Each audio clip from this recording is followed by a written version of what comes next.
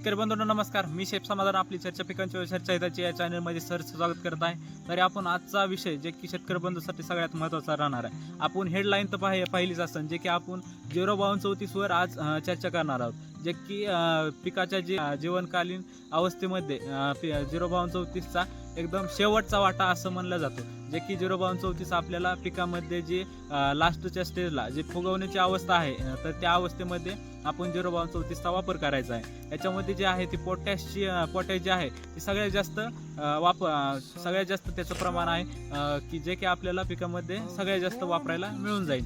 याचा वापर आपण 3 ग्राम जे आहे ते लिटरला वापरायचा आहे व याचं एकरी प्रमाण आपल्याला कमीत कमी 4 ते 5 किलो पर्यंत वापरायचं आहे. तर अशाच नवनवीन व्हिडिओसाठी या चॅनलला लाईक सबस्क्राईब करून घ्या. धन्यवाद.